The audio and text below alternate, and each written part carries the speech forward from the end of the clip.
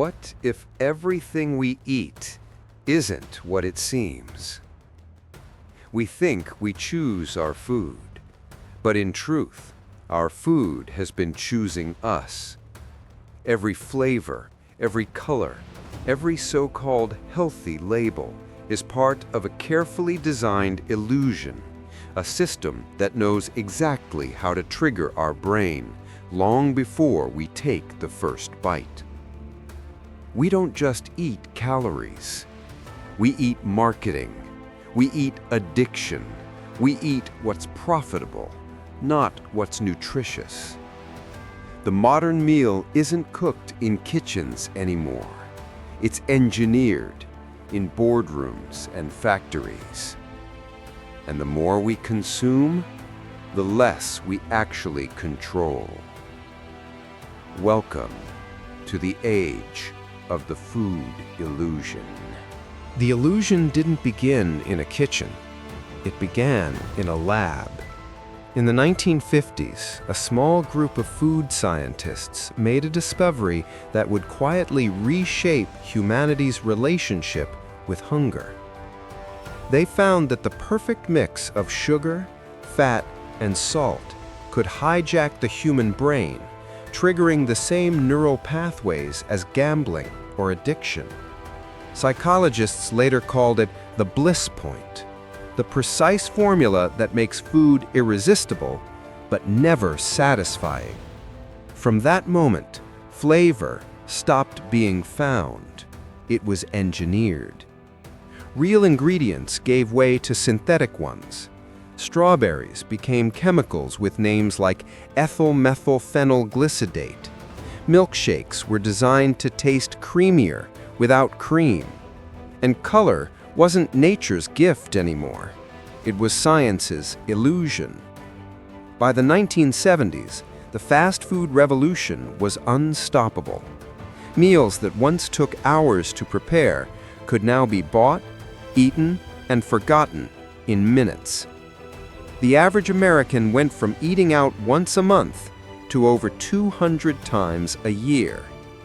Behind every bite was an industry worth trillions, built on our biology, on the predictability of our cravings. People don't buy food, one marketing executive said in the 80s. They buy the feeling that food gives them. And that feeling was never meant to last. Every bite we take tells us a story, but it's rarely the true one. Food scientists have learned how to hack your brain.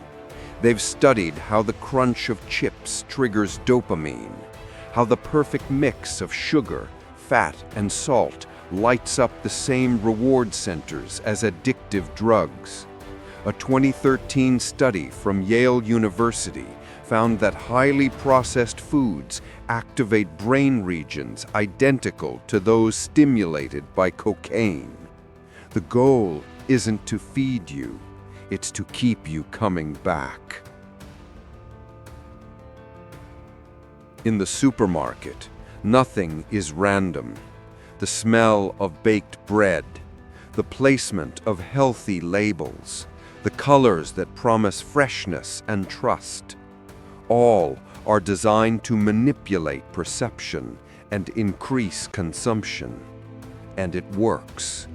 Globally, we waste over 1 billion tons of food each year, yet more than 800 million people still go hungry. That's not just irony, that's design. The truth is, our hunger isn't just physical, it's engineered. Behind every flavor, every new product, there's a billion-dollar strategy designed to shape our habits. Food corporations today invest more in advertising than the entire world spends on nutrition education. They target children before they can even read. Cartoon mascots, bright colors, catchy jingles. By the time those children grow up, their taste buds have already been programmed. But the illusion goes deeper. Processed food is cheap, not because it's efficient, but because real farmers, animals, and ecosystems pay the hidden price. Through exhausted soil, polluted rivers, and silent forests turned to farmland. One could say the modern food system doesn't feed the world, it feeds itself. And as long as profit outweighs health, we'll keep mistaking marketing for nourishment. For years, we believed that convenience was freedom, that pressing a button meant progress, that taste could be engineered, and nutrition could be printed on the box. But somewhere along the way, we stopped tasting food and started consuming products. Our senses, once sharp and instinctive, were numbed by marketing, by synthetic flavors, by speed. Now, a quiet resistance is spreading. From Seoul to San Francisco, people are rejecting ultra-processed illusions and rediscovering the art of real food. In Italy, the slow food movement began as a protest against fast food. Today, it's a global network of farmers and chefs preserving local taste and biodiversity. In Japan, scientists are working to restore soil damaged by decades of chemical use, proving that even the land can heal. And in cities everywhere, something powerful is happening. Families planting small gardens, neighbors sharing recipes, children learning that food doesn't come from a factory, it comes from the earth.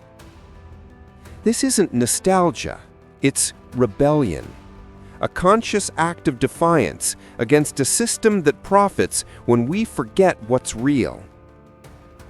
The illusion breaks the moment we remember. We don't eat for speed, we eat for life. We live in an age where we can simulate almost everything: love, connection, even flavor. But no imitation can nourish us the way truth can. The food illusion was never just about what's on our plates. It's about what we've traded for comfort, time, attention, and our bond with the natural world. Yet it's not too late to remember, to slow down, to choose food that was grown, not manufactured. Every seed planted, every meal cooked with care, every decision to support local farmers, these are small revolutions that rebuild what marketing tried to erase. Real food connects us to each other, to the earth, to something ancient and alive. And when we reclaim that connection, we don't just heal our bodies, we heal our society. The illusion ends when awareness begins, and from that awareness, real change can grow. This is Global Insights from MII, bringing perspective beyond the headlines.